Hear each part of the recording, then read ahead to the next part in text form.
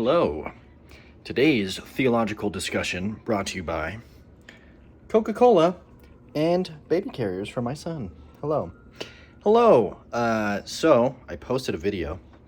Figured, okay, cool. Let me think of a second follow-up. Well, not a follow-up video, but another video that I wanted to do. And this one is I want to talk a little bit about the 4 fears. I believe they're called the 4 existential fears. Now, just a bit of backstory on these, because it was actually, when I search up the 4 fears, a little hard to find. So it's Irvin Yalom. It says 1980. I don't know if that's when he said this or died or was born. Describes 4 major ultimate concerns: death, meaninglessness, isolation, and freedom. He describes these as givens of existence, or an inescapable part of being human, and that every person must come to terms with these concerns through active choices to realize their individual potential. So that's what we're going to be talking about today, and when I say we, I mean me. So I just want to start off probably with the most fascinating part of this topic for me. It's Mormonism and how it addresses these 4 fears. So starting with death, it's a Christianity-based religion, so it soothes you by saying there's an afterlife, that you're going to live on forever, actually, eternally. You're never going to stop existing, and you're going to be with your family and all of your loved ones if they also do all the things right. But you can visit them if they don't worry. And it soothes this fear by all of that, but also there's scriptures within the Mormon canon, such as they will not sting of death, and that's in the Book of Mormon. I think it's Alma and Amulek, and Amulek reaches out to, I'm butchering this, I should have been a little more prepared, but one of them reaches out to stop the suffering or burning of women and children, and the other one stops him and says, hey, we don't need to do that because they're God's receiving them unto his own, and they shall not taste the sting of death. So there's even a little bit of that in Mormonism, where we believe that, the sting of death is not going to happen for those who are, I don't know if worthy is the right question, but innocent maybe. So it kind of addresses those significant concerns with death, surrounding death. I've even had people that I know in my life who they don't even treat death as I guess I don't know how they would treat it, because there hasn't been any recent deaths, but the way that they talk about it is it's a good thing, it's happy, it's a positive thing.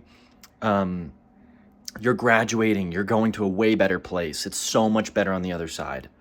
So it's just a lot of soothing, right? Don't worry, you're going to continue to exist, it's going to be way better than what we're dealing with here, and you're never going to cease to exist. So, and don't worry if things don't go right in this life and you die, or you don't do everything you want to do, because you have eternity. So it even soothes that fear. So normally death would scare people because well, I haven't done everything I want to do. Or even with children, unborn, miscarriages or really young children who die, Mormonism has doctrines of you will raise them in the eternities, or you will raise them not in the eternities, you will raise them in the millennium. So don't worry about it. Just move on, soothing, everything's all right. So that's interesting to me, that it just completely negates any sort of, I don't even have to deal with death. And personally, how this showed up for me, I'll talk about this a little bit more later, but just a brief thing that came to me was, I actually did not care a lot about my life when I was an Orthodox believer in Mormonism. I realized that once I started to deconstruct and step away from the religion, that I actually started to care a lot more about what I was doing, what things are in my life, the people in my life, the quality of my relationships. All of it just improved. And I think partially that's because of this doctrine of hey, we have eternity, don't worry about it. Anyways, a little bit of sidetrack there. Okay, next up, freedom. So how does Mormonism handle freedom? Well, it likes to put on this idea of, hey, we have free will, and it's a very highlighted part of Mormonism and Mormon theology. But that's not really what the existential fear of freedom is. What it's talking about is the freedom to make your own life, to be responsible for your own decisions, to have to craft and create what your own values are and what you think about life. And you just don't even have any of that. Mormonism gives you everything that you need. Hold on. My neighbor was coming home and I'm talking right next to the window. So we'll just do a little walk over here. So in regards to freedom, there's here's all the commandments. Here's what you can eat and drink. Here's the underwear that you wear. Like here's where 10% of your income is going to go. Here's a calling. We're extending it to you, but there's a culture of you don't deny callings. So this is what you're going to do with your free time. This is how you're going to serve and show up in the church. Here's what you're supposed to believe. Any personal revelation that goes contrary to what we say isn't personal revelation, that's the devil. So a lot of that, where it's like, you might think you have some freedom, and I'm just talking like theology-wise, there's not a lot. It's everything's spelled out for you. You have your covenant path, everything you need to do with that, enduring to the end, serving a mission. Like everyone's life follows a very samey like trend. It's, get baptized, grow up in the church, serve a mission, get endowed, get married, have kids, endure to the end, serve in your callings. So the fear of freedom being, okay, well, now I have to choose when it comes to Mormonism is, they choose all your values for you. They choose all your, the most important things in life, where you should be spending your time, how you should deal with conflict, all of it. Like they have an answer for, so you don't need to think about it. You don't really need to choose. But I will say, as a side comment on this, I noticed that a lot of membership just isn't as educated on the theology or on all of these freedoms. And there's a lot more lackadaisical or lax members than a lot of people think. I think more than I thought. So people will come up with their own ideas. So once again, I have someone in my family. And when I say family, I don't mean my literal family, but just people around me, right? Close people, close individual near me who they, they have their own beliefs about after-death experiences. I have friends who, for a long time while they were in the church, they held their own beliefs about like coffee, and they're like, yeah, whatever, like it's not a big deal to me. Or there's even more public personas such as Kwaku, who they just, he doesn't wear his garments a lot of the time, and he believes in reincarnation. These are things that go directly against the doctrine, but I do just want to acknowledge that people do find freedom, even though it is a very rigid system. So there are some expressions of it, but I'm more commenting on the fact that if you ever have a question or concern, there's an answer for it, and you can be pointed towards it and you can find it, and they have it spelled out for you. And there are these cultural expectations, and there's this generational sort of understanding that gets passed on, even if it gets passed on flawed. Hey dude, are you okay? I have to hold up my son's head because I put him in this little holder and he just head down. Okay, next fear up in regards to Mormonism is isolation. So how does it solve isolation? This one, when I was thinking about it, how it soothes this existential fear. I'm going to walk around. I like walking around. Hopefully I don't dox myself because I have a lot of personal information all around. Actually, yeah, I got to be careful. Maybe I got to rewatch this or something.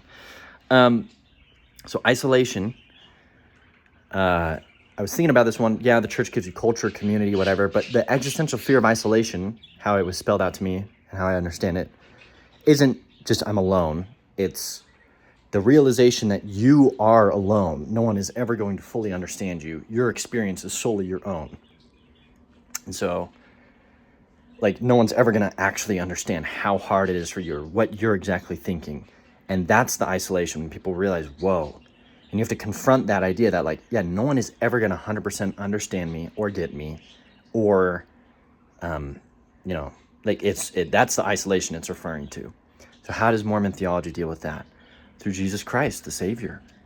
They soothe this existential fear so you don't have to think or worry about it by teaching you at a very young age that when Jesus Christ performed the atonement, suffered in the garden, that he didn't just suffer for your sins, he suffered for your infirmities. I believe in the Book of Mormon, it's your infirmities and your iniquities, so he could know how to succor his people. So the idea being that, well, even if no one knows me, truly, at least I can always pray and be perfectly understood, even if it's not by God. At least his son, Jesus Christ, knows me 100%. He's experienced what I've experienced. He knows me intimately and perfectly. That's how it's taught in general conference. That's how it's laid out in the scriptures. So it soothes that fear of, hey, no one's ever going to know, because I can pray and feel reassured that someone knew. Someone knew what I went through, and that's enough for me to feel soothed. So that one was interesting to me, but it does handle that very well. The last one is meaninglessness. Now, Mormonism addresses this in many ways, but it literally tells you what the meaning of life is, why we're here. And the big thing that you'll hear right out the gates is, to get a body and to learn by experience and to prove ourselves. That's why we're here. That's why we're here. I laid it out in those 4 words or 3 words. And on a more personal or smaller scale, not these like broader words, but like, we're going to tell you where to serve your mission. You're going to serve a mission. Here's your callings. Preach the gospel. Use your talents to share the gospel. Everything's framed around and centered on the gospel and the church. And they're making a shift now to try, and appears if they're shifting more into Jesus Christ, which, side note, I think is really funny, because there's talks that explicitly go against this idea of like, hey, worshiping or having an intimate or personal relationship with Christ. They literally condemn them. And that's because of some drama with a BYU professor a couple years ago. And they've really moved away from that. And now it's funny, they're going in the direction of agreeing with that professor, because he wrote a book about how we should pray longer and have a more intimate relationship with Jesus Christ. And he just got raked over the coals in conference by an apostle. Maybe it was the prophet, but I think it was just an apostle. Anyways, so really cool story. I wish I remembered the names. I don't, but if you just search up some of those vague terms, you'll see it. It's a really, really sad and heartbreaking story, but really fascinating. Just to kind of see that now, the pivot to focus so hard on Jesus Christ. Everything in the temple points us towards Jesus Christ. And I feel like before that kind of wouldn't have been, viewed that way. Okay, the last one that Mormonism addresses is meaninglessness, okay? Oh, wait, I already said this. I'm sorry, I'm dad-brained. So that's how I think it gives you meaning. I mean, they get down to, like, there's just so much in the church. Like, here's the books you read your scriptures every day. Here's how you study. They've gotten to that point. Here's come follow me. Here's how you're going to study. And here's what you do on Sundays. Here's what you don't do on Sundays. They're kind of stepping away from those things, giving a little more space, but like, we don't get tattoos. We don't do this. Like, there's a lot of exactly what gives you meaning, especially in the temple. Like, oh, hey, this is really meaningful work. They'll say that a lot. This is the most important work on earth. It really gives people a goal. Like, oh, serving in the temple, that's going to give me so much meaning in life. Sharing the gospel, that's going to give me the ultimate meaning. So I think they nail that one really well. Now, or being a mom, having a family, they really focus on that too. Okay. So now we're going to talk about my own views now that I am stepping away from the church and I don't believe in any of it. I just want to share a little bit about kind of my thoughts and views on these things. And the idea being that with these 4 existential fears is that when you deconstruct religion, that you're going to be faced with these 4 existential questions or problems, because Mormonism was filling them so well for you, and now it's not. And a lot of these will hit you all at once, and it's a lot to take in.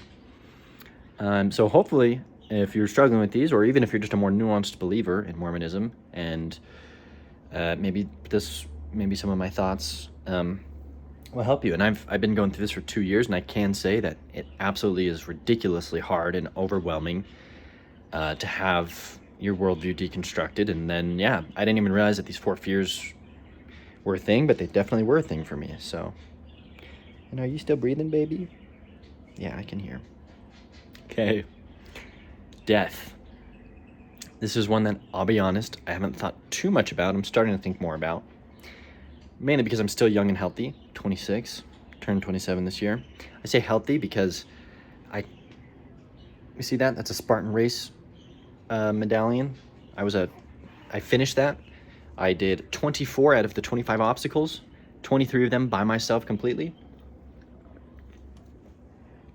So I don't actively work out, but I just think I'm genetically blessed. I just think I'm capable of, I think the year before, so I did this year without training, without working out at all, just went and did it.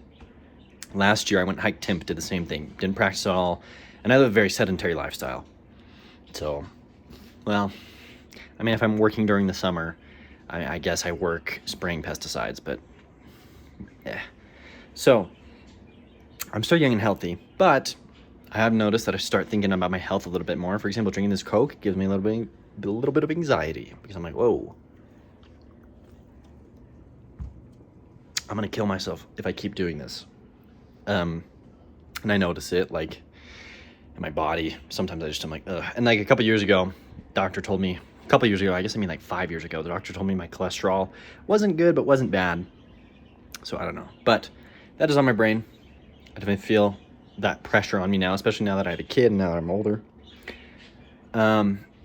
But one thing that I will say about death is that I think I don't feel as much pressure about it because of these videos that I make, and also the games that I have made and will continue to make. So I've only made one game at this point in my life. I'm gonna make more. The game's called The Feathered Serpent. Now, it's different because sure, maybe my ancestors have journals, some of them, not even all of them, and I haven't read them, right? So it's like, okay, so they don't live on. Maybe that's how they thought they were gonna live on. Hey, I have my journals. And I'm the same way. I'm like, hey, I have my videos and I have my video game. But maybe I'm biased, but if my grandpa or my ancestors were like, they made a movie or they designed a video game, I'm playing it. I'm totally gonna go play that or watch that movie. It's way different to me than a journal. And so I feel like in that sense, I see myself, especially in this age, I can see myself, well, depending on the future of society, I can see that legacy living on maybe a little longer than my ancestors. So that's one thing that I've thought about. Also, like, I can continue an idea that I have in my brain is making videos, privating them, having them released in like 100 years or something, like addressed to my grandson or addressed to my great-great-grandson or something, Like, I can like live on in a sense. So that's interesting to me. That's a cool concept to play with. I can create videos and send them to future posterity and live on that way. So that's another reason why that's kind of a way I'm conceptualizing my impact or death. But also my thoughts are that death is an important part of what makes life life. I think it gives meaning to life. It's the reason that we view certain things as bad, like murder's freaking bad. It's because someone dies, or like these things are intense because people die. And when someone dies, it's over. And so it's like, oh yeah, I was brought it up earlier, but like, yeah, when you're not afraid of death and there's an eternity, you kind of don't care as much. But like, when this is all you have, it's like, whoa, pump the brakes, because maybe I should care, and maybe I should make the most of this life. So that's one thing that I think death is important, and like I welcome that as an important part of life, because here's another point, I wrote down the horror of immortality. If I never died, okay,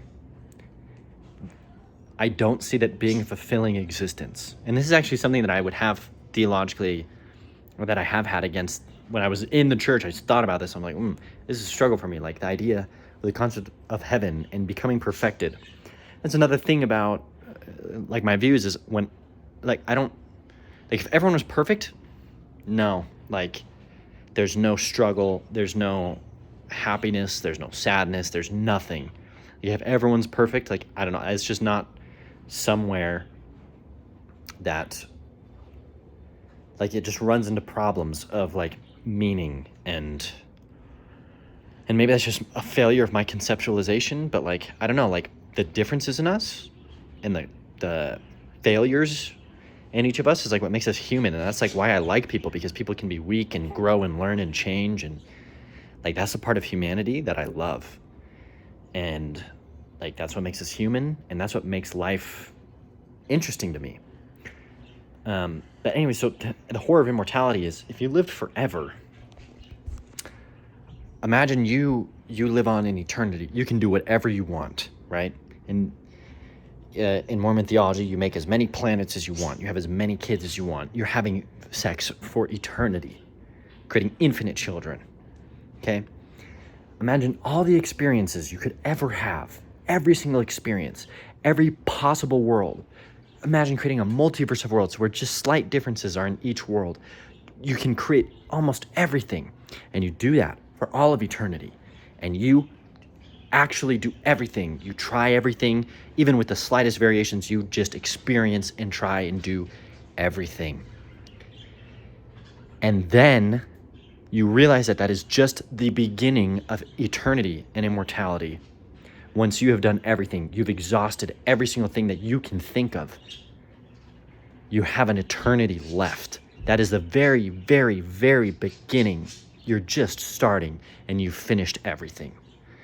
So eternity doesn't really work for me that way.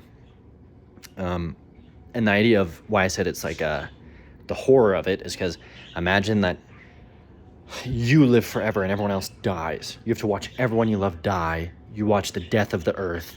You watch the death of your entire solar system, and you can't die, and you just watch it all in the cold space, and you watch the death of the universe, and it's just blackness, billions and billions of years.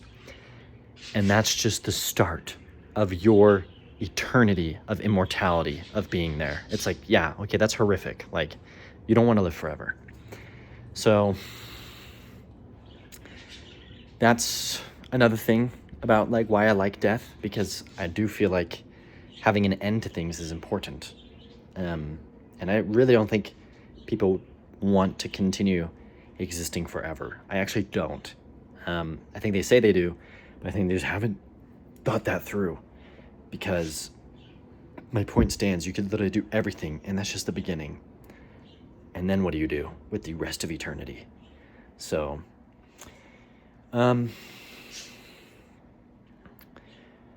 guess in Mormon theology, there's this idea of there's no time, but there's duration, and God sees everything at once. I don't know why I wrote that down. Maybe I wanted to talk a little bit on it, but I guess that idea would be like, yeah, imagine everything I said, where you do everything, but it all happens at once. Everything happens at once for you. And then you still have an eternity of everything continually happening at once. It's like, dude, I don't want that. I don't. I can genuinely say, I don't want that. That doesn't sound good to me. I just wrote up bullet points. Oh, okay, death. So here's the thing. Death is a very, like, external thing. We see it in other people. It happens to people around us. And I wrote down that the quote from the Bible, or the verse from the Bible, the kingdom of heaven is within. Turning inwards, creating heaven on earth. So many people wait for death to feel like things are going to be okay. They think that death is going to fix everything for them. They think that, and even non-religiously, like people who are suffering a lot think, I'm going to kill myself and that's going to solve all my problems because death is going to be the end. And I think that death should be the catalyst for people to realize that I'm going to die, so I need to create the heaven that I want now in my life, right now on earth. The kingdom of heaven is within you, right? The teaching of Jesus Christ. This idea of, I think it's an Eastern proverb. It might be a Chinese proverb. I think it's just an Eastern proverb. But a man, I don't know, he like sees an old man dying. He sees someone dying of sickness, and he sees like a small child dying or something. And he falls to his knees and he says like, and the thing that's all from a disease. He falls to his knees and he curses God and says, God, how could you allow this to happen to these people? And then God says, or how come you've done nothing for these people? And God answers him and says, I did do something. I created you. And I think that's a really healthy mindset that a lot of religious people should take. Instead of just waiting for Jesus to come and fix everything or save everyone or rescue your relationships or bring an end to your suffering, you should work right now to do that and use the atonement to do it. And your term